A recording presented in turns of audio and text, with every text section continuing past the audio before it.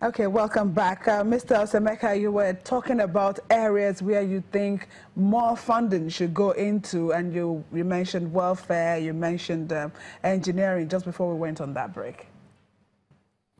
Yes, I was saying that the engineering corps of the Nigerian Army is an excellent department in the military. Over time, they've proven to have done excellent jobs. If you look at the rebuilding of the Chibok school, it's been done by the military, the engineering corps. And if you look at that structure, it's a solid structure. It's not just one building, it's several. It's a lot of, building going on there. By the time the landscaping is completed, it's going to be a beautiful place. Like I said, there's a lot of bridges that have been blown down, up. If you're going from Yola to Mijika, all the way to Madagali. Along that stretch, you have about 6 or 7 bridges that are broken. And I think for those kind of bridges, I think that's what the military should also be involved in, because I know the military does solid jobs.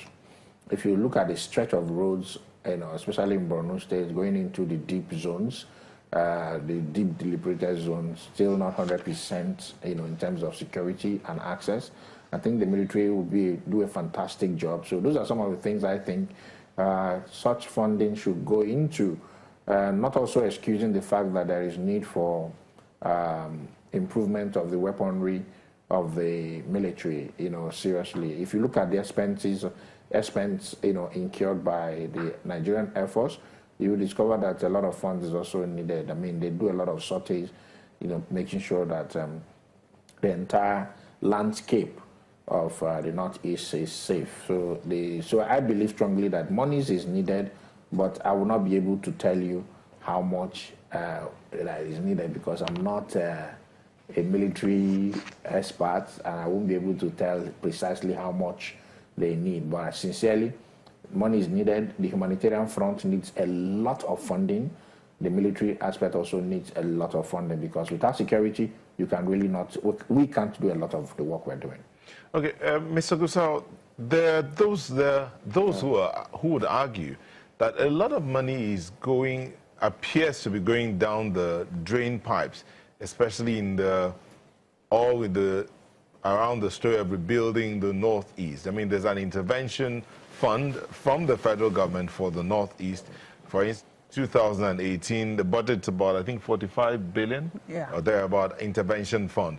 There's also money set aside for Operation Lafayette Dole, which is separate from the monies that are that's been set aside for the Defense Ministry. These are just a few of the figures that are running around. There are other conversations about monies going through the Northeast that are not properly accounted for. Would it be right to say that they can't be accounted for, or are there records to prove that all these monies are going to the right place and this information can be put forward if requested? Okay, first of all, I want to divide these interventions into two. You have talked about the ones coming from within the country. There's the one coming internationally. You didn't say it, but I could read between the lines that you probably also imply that. First of all these intervention partners that you hear about, whether it has to do with the UN or the WFP or any one of them, or any foreign government, none of them gives money to either the Nigerian government or to the Borno State government, or indeed any of the governments in the Northeast. Okay, Mr. Gusau, if I may Part of their process, if I may come in here, Mr. Gusau, to implement. No, I didn't ask you about intervention from outside. That Mr. Osaemeka spoke about the intervention, the donations, and all of that. I asked you about the monies from within the country, from government. Yeah, the reason why I talked about the reason why I'm concerned about it is because there are issues of funds. I want to clear that. That's one aspect. Now, the other side of it is that a lot of these funds that you hear about, there are problems of actually releasing the funds. I know that in the National Assembly, you heard the Senate President talking about the level of implementation of the budget, of 2000 and the 2017 budget. maybe as a result of different challenges that I'm not in position to talk about. But you and I know that the fact that you hear of monies appropriated does not translate to usage of that money. So some of these funds, I'm not sure they have been accessed.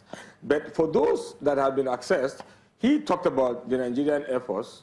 I mean, you keep hearing that the Nigerian military has killed X number of Boko Haram, has rescued X number of people, has liberated X number of towns. Look, a lot of these things cost money. I'll give you one example.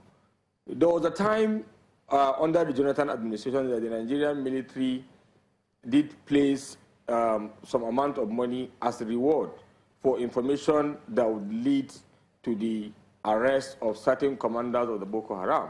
There were some of them, a lot of them, that up to 25 million naira was placed per head. And a number of these guys who were killed. People were paid information. A lot of the military operations that you hear them, that take place, they rely on intelligence gathering. And some of these intelligence gathering involve a lot of money. And then war is not a joke. On the part of Borno State government, I will tell you that the Borno State government has spent nothing less than 20 to 30 billion naira in intervention to the military. The Borno State government has donated armored vehicles, has donated vehicles to the military. But you have seen Boko Haram using some of these armored vehicles. Most of the patrol vehicles that you see Boko Haram using, they belong to the military. In fact, some of the weapons that they use, unfortunately, belong to either the ones that they have stolen when they attacked police stations, or the ones that they were able to recover from some of their military attacks, unfortunately, and there are some that they also buy. Fighting a war is not a joke. It's a very, very serious business. You can't succeed in a war if you are not ready to spend, not only particularly on intelligence gathering. It's a big deal.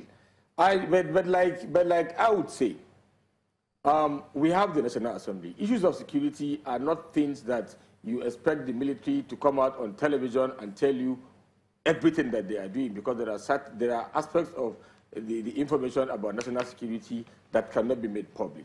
But perhaps there is need for greater engagement of the Nigerian people, particularly people who represent Nigerians. There are civil societies,